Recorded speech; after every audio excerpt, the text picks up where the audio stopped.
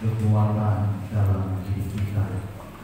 Tidak terasa setahun lebih sedikit kita menghadapi yang namanya dilema, karena yaitu pandemi yang melanda ciptaan Tuhan. Bukan hanya Indonesia, tapi seluruh dunia menghadapi yang namanya dilema. Maka segala sesuatu kayaknya serba salah, kayaknya tidak ada faedah dalam hidup kita. Ini harus kita hadapi. Bagaimana supaya kita tangguh untuk menghadapi segala kenyataan yang Tuhan izinkan untuk dialami oleh ciptaannya. Dalam hal ini adalah kita, manusia yang segambar dan serupa dengan Allah. Kita akan memperhatikan salah satu contoh tokoh sejarah yang tidak asing bagi kita, yaitu dalam kitab Kejadian pasal yang ke-32. Kita akan baca ayat yang ke-28. Kejadian 32 ayat yang ke-28. Kalau Bapak Ibu tidak berkeberatan, bisa sama-sama untuk bangkit berdiri dan kita membaca ayat ini secara bersama-sama. Dalam Kejadian pasal 32 ayat yang ke-28, pada hitungan yang ketiga, 2, 2, 3. Iya. Lalu kata orang itu, namamu tidak akan disebutkan lagi Yakub, tetapi Israel, sebab engkau telah bergumul melawan Allah dan manusia, dan engkau menang. Amin. Puji Tuhan, silakan duduk. Saya ulang kalimat yang terakhir, sebab engkau telah bergumul melawan Allah dan manusia, dan engkau menang. Bapak Ibu Saudaraku yang terkasih, ada slogan lama dan ini pun sangat familiar di telinga kita. Siapa kuat, dialah yang menang. Amin Bapak Ibu. Siapa kuat, dialah yang menang. Tuhan mau umat-umat pilihannya adalah umat-umat yang pemenang, bukan pecundang. Kita lihat sejarah Alkitab yang namanya adalah Yakub. Yakub adalah nenek leluhur kita, Abraham, Ishak, dan Yakub. Kenapa saya katakan Bapak Ibu ini adalah sesuatu hal yang dilema bagi Yakub? Kalau kita belajar dari sejarah Yakub, Yakub dilahirkan oleh seorang ibu yang bernama Ribka, dan hal yang sama dialami oleh Yakub anak Ishak, yaitu bahwa Abraham dapat Ishak ketika dia sudah berumur 25 tahun. Artinya 75 tahun usia Abraham, datang Tuhan berfirman bahwa engkau akan memiliki keturunan dan keturunanmu seperti pasir. 25 tahun ditunggu. Ishak pun demikian, untuk mendapatkan Yakub dan Esau, karena anak Ishak itu adalah kembar. Bapak Ibu bisa perhatikan dalam Kejadian pasal 25 bahwa Ishak itu menantikan anak ini 20 tahun. Alkitab mencatat dalam Kejadian pasal 25 dia menikah pada usia 40 tahun, dan akhirnya Tuhan menganugerahkan anak bagi Yakub itu pada usia 60 tahun. Jadi 40 tahun. Dan saya mengatakan bahwa janji Tuhan itu ya dan amin. Dia pasti menggenapi janjinya. Dia bukan Allah yang berdusta. Meskipun waktu tidak seperti yang kita harapkan. Manusia kan pengen instan, tapi Allah bukan maunya instan. Allah ingin itu proses dalam hidup kita. Sebab proses itulah yang membawa kita kepada kemuliaan. sampai kepada kemuliaan yang sempurna. Amin Bapak Ibu.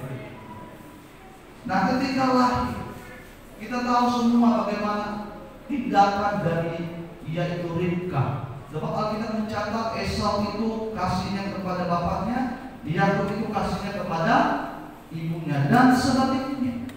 Esau itu bekerja di hutan, Yakub itu bekerja membantu mamanya di rumah, membersihkan rumah, memasak, dan segala. Singkat cerita, Esau pulang dari pekerjaannya sebagai seorang pemburu. Dia lapar. Ketika dia sampai di rumah, dia mencium aroma yang sedap, masakan dari adiknya yang bernama Yakub, yaitu kacang merah. Kalau orang Manado katakan itu brenebon, enak apa? Tapi kalau makan ini selalu mengandung gas seperti itu. Saya kurang suka juga sedikit seperti itu. Akhirnya terjadi sebuah negosiasi antara Esau dan Yakub, dan dia menjual hak kesungguhan. Dan akhirnya ketika Ishak sudah tua, Ribka mendengar apa yang ada dalam hati ayah suaminya, yaitu Ishak. Aku akan memberkati anakku. Dia tahu tradisi orang Yahudi pada waktu itu, sehingga Ribka mengambil sebuah sikap, tindakan, inisiatif. Dia akan coba menduplikat Yakub itu seperti Esau. Dia potong itu domba, dia ambil bulunya, dia taruh ke sekujur tubuhnya. Karena pada waktu itu Ishak ayahnya sudah buta, tidak lagi dapat melihat. Satu-satunya cara adalah dengan meraba. Inilah yang dilakukan oleh Ribka. Dan ketika Ishak suaminya memanggil, maka yang disodorkan oleh Ribka itu adalah Yakub. Ayah memiliki insting. Dia mulai menanyakan, siapa ini? Ini Esau atau Yakub? Ini adalah Esau. Dan dia membuktikan itu dengan cara meraba. Singkat cerita, Alkitab katakan, maka Yakub itu diberkati oleh Ishak. Ketika itu sudah didapat oleh Yakub, Ribka tahu dia salah, makanya dia menyuruh anaknya itu pergi ke rumah tulangnya, ke rumah omnya, ke rumah pamannya, yaitu Pak Laban dan Pak Siraman, kepada tulang. Nah, ketika hal ini terjadi, maka yang muncul dalam diri anak yang paling besar, yaitu Esau, menaruh sebuah dendam, menaruh sebuah rasa benci bagi adiknya yang bernama Yakub. Karena apa? Karena berkat itu sudah jatuh ke tangan Yakub, bukan lagi ke tangan Esau. Meskipun dia lupa akan kesalahannya, karena dia sudah melakukan barter dengan adiknya, hak kesulungan dengan kacang merah. Saya tidak bicara tentang barter, tapi yang saya akan tarik dari hal ini adalah sejarah dilema yang dihadapi oleh Yakub. Kita perhatikan dalam kitab Kejadian pasal 27 ayat 41, nanti kita sandingkan dengan Kejadian pasal 32 ayat yang ke-11. Inilah hal yang dilakukan oleh Esau. Kejadian 27 ayat 41. Esau menaruh dendam kepada Yakub karena berkat yang telah diberikan oleh ayahnya kepadanya. Lalu ia berkata kepada dirinya sendiri, hari-hari berkabung, karena kematian ayahku itu tidak akan lama lagi. Itu tradisi orang Yahudi. Kalau sudah mulai tua, orang tuanya dia akan memberikan warisannya, dia akan memberikan berkatnya. Makanya waktu kasus anak bungsu dan anak sulung dalam perjanjian lama, dia tahu orang tua ayahnya sudah tua dan minta apa yang menjadi bahagiannya. Itu tradisi, Bapak Ibu. Sampai sekarang masih berlaku. Kalau sudah apa dia kasih warisan itu kepada keturunannya. Sudah tidak lama lagi, pada waktu itulah Yakub adiknya, adikku apa? Akan dibunuh. Perhatikan, hari-hari berkabung karena kematian ayahku itu tidak akan lama lagi. Pada waktu itulah Yakub adikku akan kubunuh. Ini yang ada dalam hatinya Esau. Karena apa? Karena berkat yang seharusnya bagi dia itu untuk adiknya. Dan dia lari ke rumah Laban. Ketika dia lari ke rumah Laban, omnya, tantenya, tulangnya dan tulang, dia diberkati di daerah tulangnya. Dan akhirnya dia mengambil Ribka talibannya, impalnya, saudara laki-laki dari ibunya, menjadi pasangan hidup bagi Yakub. Dan Alkitab mencatat Yakub menjadi orang yang berhasil di tengah-tengah perantauannya. Yakub menjadi orang yang sukses. Dia berkelimpahan dengan berkat.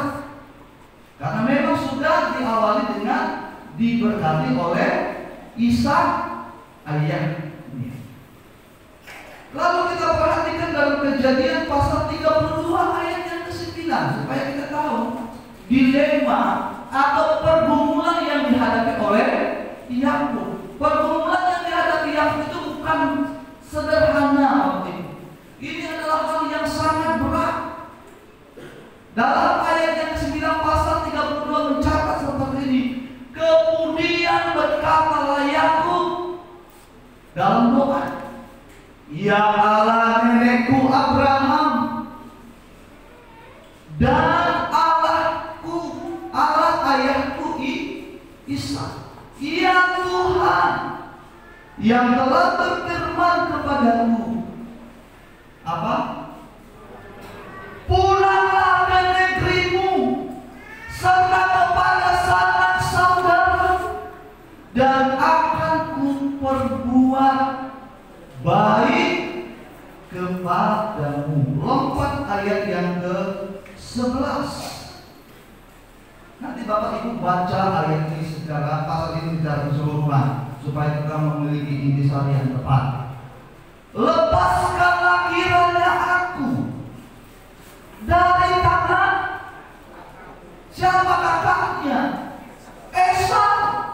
Sebab aku takut kepada siapa? Saudara laki-laki. Karena dia tahu dia menaruh dendam kepada Yakub. Jangan ia dalam membunuh aku, juga ibu-ibu dengan anak-anaknya. Inilah yang dihadapi oleh Yakub. Tuhan katakan kepada Yakub, kembali kepada sanak saudara. Nah, ketika dia kembali, dia sadar akan masa lalunya sebelum dia meninggalkan asal usulnya. Seperti apa? Dia tahu ada di depannya yang siap untuk mencabut nyawanya. Sudah siap menanti. Dan ini tidak lepas dari memorinya Yakub. Dia bermohon kepada Tuhan. Ini dilema. Seringkali kita menghadapi dilema seperti Yakub. Allah mengatakan seperti ini, ternyata realitanya itu sangat berat dengan hati dan pikiran. Sering Bapak Ibu menghadapi hal seperti itu. Contoh kalau jalan-jalan mau makan lapar, kalau saya ajak makan, saya traktir teman. Bukan tidak ada uang, tidak beli. Kalau saya tidak traktir teman, uang saya keluar, ekonominya main. Sudah berapa nanti kopi, berapa gelas, berapa super mie. Biasanya kan kita kan cari yang paling rendah. Jarang itu nanti ada di bawah, ya kan? Udahlah, yang penting ganjal perut, dibuatlah bahasa-bahasa yang bagaimana masuk dalam pikiran. Di satu sisi rumah sudah dekat, adalah nanggung. Ini sebuah dilema. Belum sampai ke rumah, nasi belum masak. Akhirnya dia ke warung lagi, beli nasi. Kalau tidak, dia lapar. Nasi sudah masak di rumah, ternyata terjadi sesuatu di jalan. Makin lama dia tidak sampai ke rumah, makin lama dia menahan lapar. Akhirnya dia pakai rumah, beli obat lagi. Ini dilema.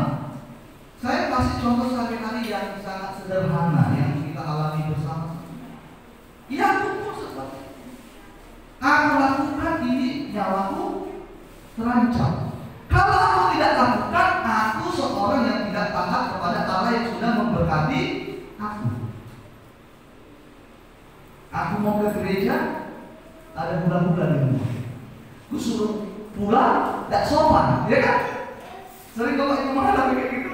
Kalau kita mau ke gereja, bulan-bulan datang. Kalau kita mau satu jam ibadah, bulan-bulan itu tidak tahu ibadah pula kan?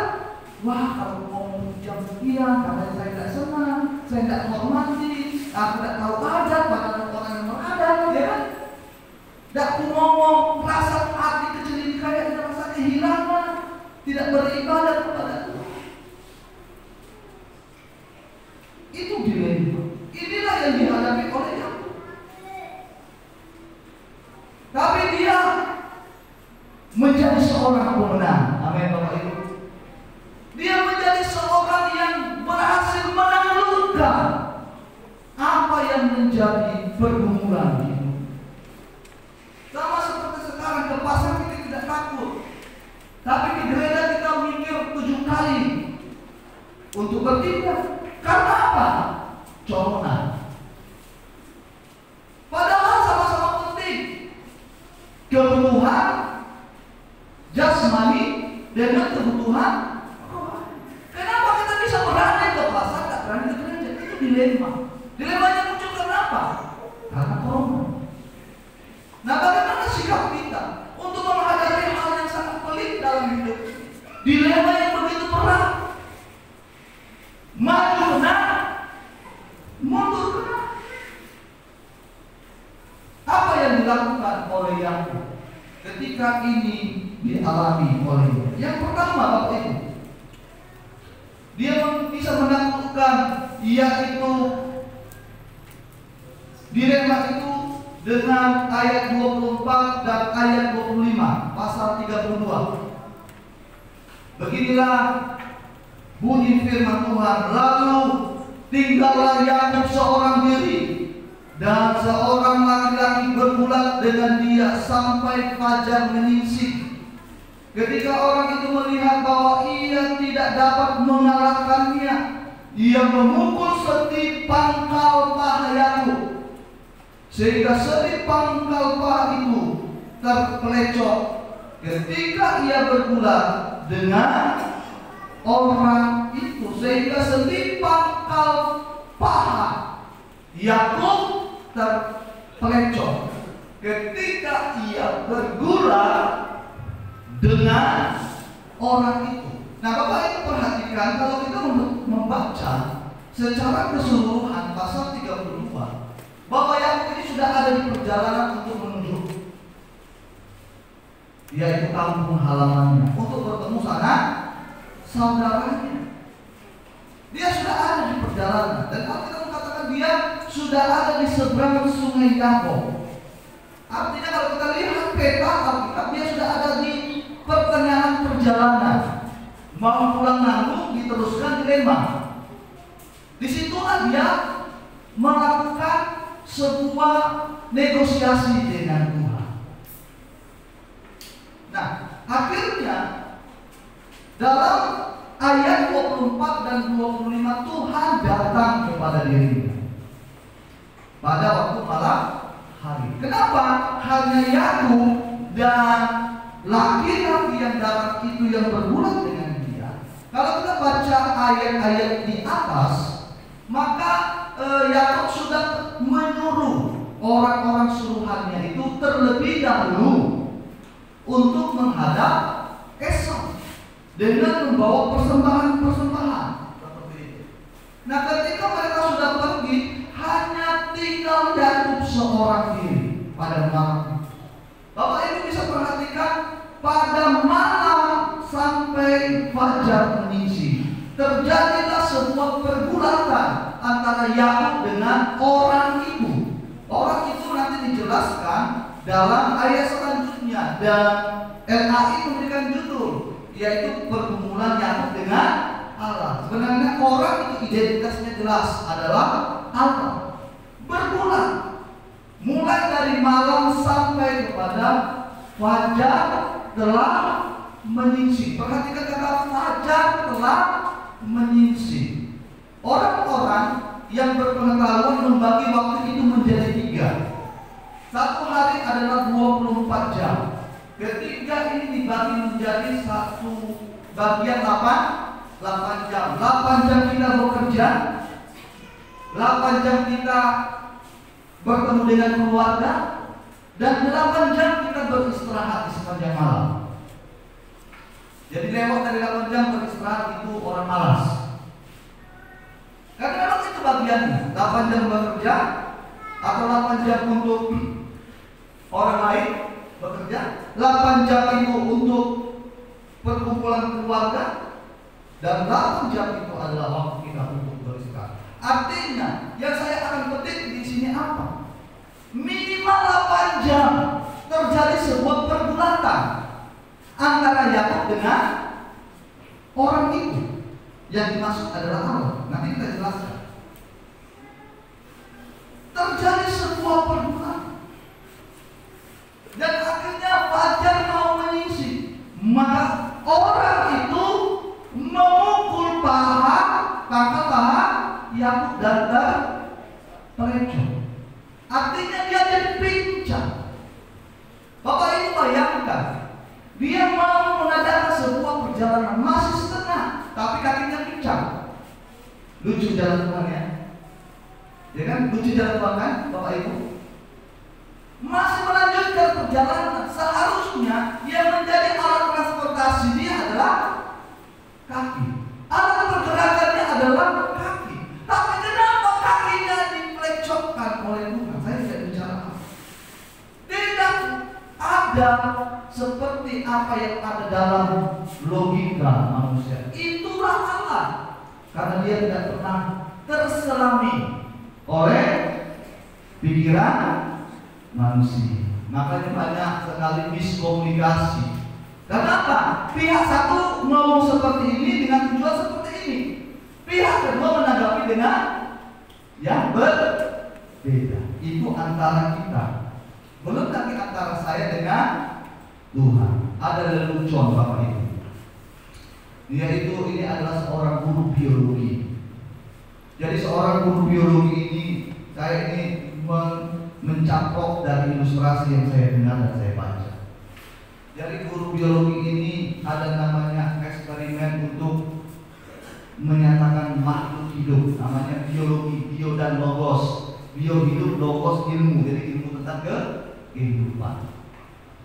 Jadi dia coba memastikan bahwa makhluk hidup itu ada kalanya mati dengan keadaan yang tertentu. Kebetulan orang Batak pula ini. Maaf ini tidak tahu betul atau tidak tempatnya di daerah Bonapasogi. Jadi terinspirasilah si guru ini untuk menyatakan cacing itu makhluk hidup. Lalu kebetulan yang paling banyak di kampung itu adalah kuah.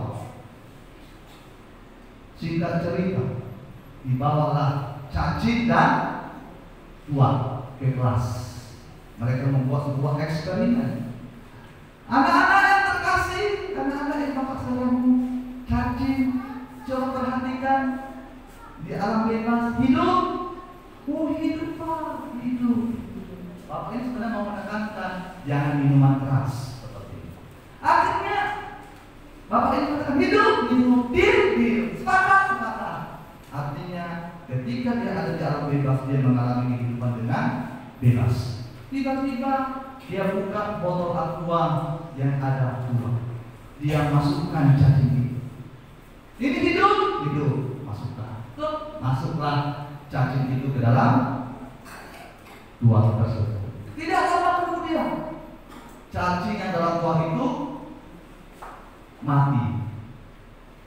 Dia katakan, tahu gambaran ini? Anak-anak yang lain, dia katakan kepada anak, seperti inilah kehidupan. Kalau kita minum minuman keras, dia mati. Oleh karena itu jagalah tubuhmu, jangan minum minuman keras. Semua anak-anak bersorak, setuju pak, tapi ada satu yang tidak setuju. Ditarik bapak itu ke depan. Kenapa kau tidak setuju dengan pemahaman ini? Ini sudah ada eksperimen. Ini cacing mewakili makhluk hidup. Ini tua mewakili dengan keadaan. Kan mati kau lihat, betul. Karena dia mau alur pemikiran yang berbeda. Orang-orang itu pak kurang cerdas. Kenapa? Sebenarnya Tuhan itu adalah Allah yang luar biasa. Dia bawa pulang anak Tuhan. Bahwa Tuhan menyiapkan segala sesuatu itu ada plus, ada minus.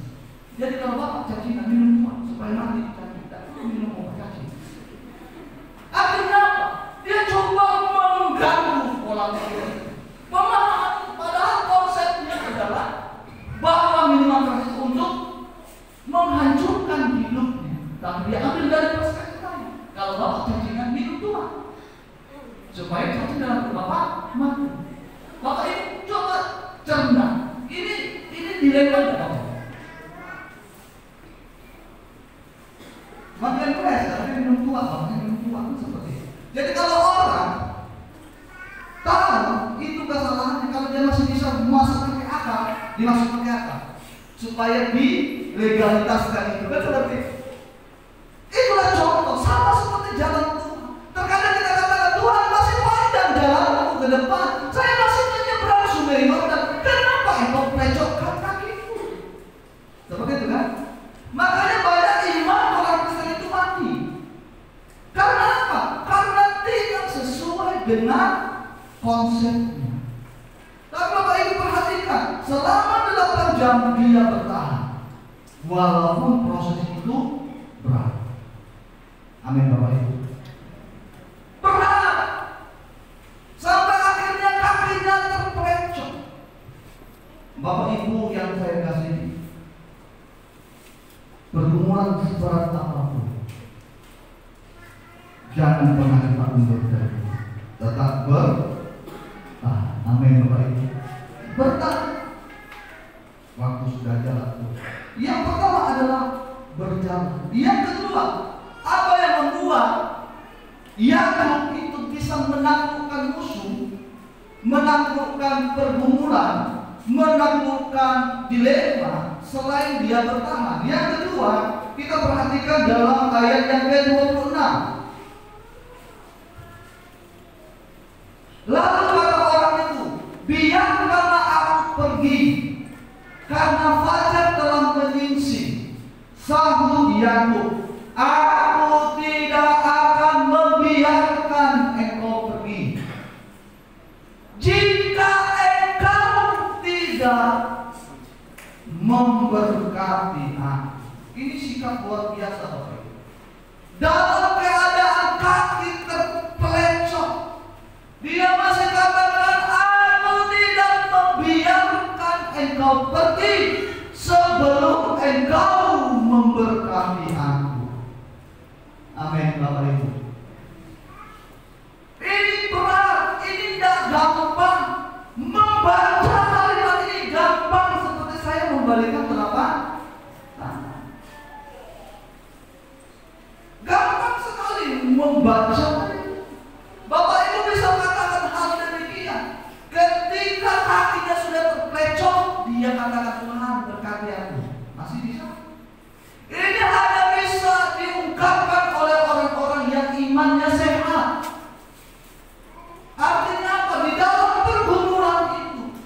dia bisa melihat Allah.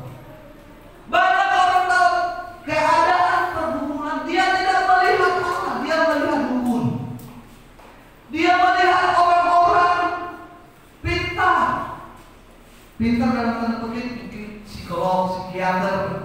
Dia bertanya, aku seperti ini, aku seperti itu.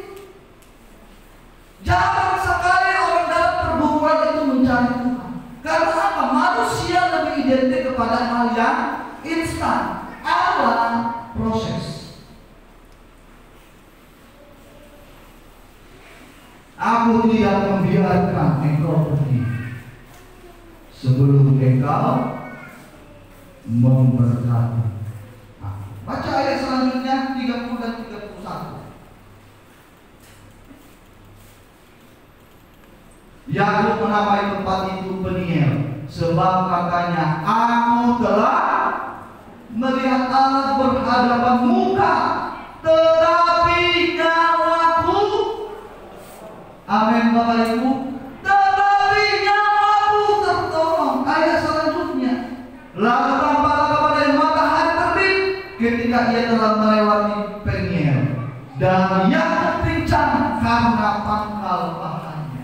Tradisi orang Ibrani, ketika melihat terang itu sama dengan melihat Allah. Jadi Yakub sudah mendapat sebuah indikasi orang yang sedang berjuang bersama dia, bergumul dengan dia, bahwa orang yang sedang memukul pahaku itu sampai saya terpelencong adalah Tuhan. Ketika dia tahu itu Tuhan, dia katakan, aku tidak membiarkan engkau pergi sebelum engkau memberkati. Amin Bapak Ibu. Pergumulan itu akan kita mampu hadapi ketika Tuhan memberkati. Maaf, berkat bukan hanya uang. Tuhan sanggup memberkati pikiran kita, Tuhan sanggup memberkati hati kita. Dia sanggup memberikan, yaitu rasa takut menjadi rasa tenang. Karena apa Bapak Ibu? Karena Yakub pada waktu itu ada posisi dalam ketakutan. Melihat. Makanya tidak heran dalam 1 Yohanes pasal 1 ayat yang kelima, ini adalah peneguhan dari sebuah kebiasaan atau tradisi orang Ibrani. Dalam 1 Yohanes 1 ayat yang kelima, beginilah bunyi firman Tuhan, dan inilah berita yang telah kami dengar dari Dia. Apa Bapak Ibu? Yang kami sampaikan kepada kamu, Allah adalah terang, dan di dalam Dia sama sekali tidak ada kegelapan. Jadi yang tahu ketika kalimat yang dikeluarkan laki-laki itu, fajar telah menyingsing, aku harus tinggalkan engkau, berarti ini adalah Allah. Ketika dia tahu identitas Allah, dia akan berseru kepada Tuhan, berkati aku ya Tuhan. Saya tidak tahu apa yang menjadi pergumulan Bapak Ibu saudaraku yang terkasih. Mungkin baru buka usaha. Saya yakin engkau akan diberkati Tuhan ketika engkau bertahan dan meminta berkat dari Tuhan. Mungkin sawit ada naik, tapi buah kurang. Bagaimana cara saya untuk menutupi semuanya? Yakinlah Tuhan memberikan perbedaan itu. Amin Bapak Ibu. Saya tidak tahu pergumulan. Kita punya kelas masing-masing. Anak SMA pergumulannya lain. Aku lulus atau enggak? Pergumulan sekarang gara-gara dari banyak sekarang putus sekolah, bosan di rumah daring. Ada yang sudah kerja, ada yang nikah, putus sekolah. Itu pergumulan. Pergumulan anak kuliah berbeda lagi. Aku tamat kerja atau enggak? Pergumulan orang yang sudah berkeluarga beda lagi. Keluarga tua dengan keluarga muda beda lagi kelasnya. Tapi saya mau katakan, mulai dari kita yang kecil sampai yang sudah tua pun punya. Tapi saya mau katakan seperti apa yang dikatakan firman Tuhan. kita berumur dan kita menang. Amin Bapak Ibu. Kita berumur dan kita menang. Apa yang terjadi di pergumulan kita hari-hari ini? Pastikan hidupmu saya pemenang. Amin Bapak Ibu. Saya pemenang.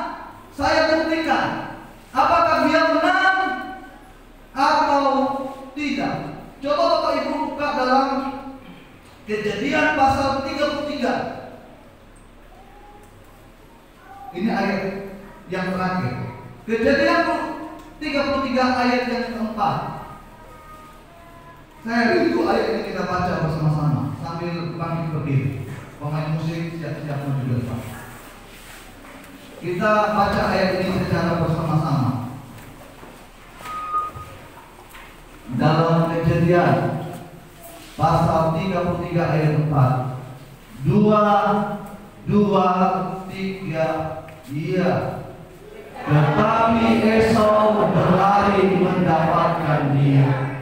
Di dekatnya dia, di peluknya leher, dan diciumnya dia. Lalu bertangis-tangisan mereka. Menjadi pemenang. Apa yang ditakut tidak? Dia takut abangnya membunuh.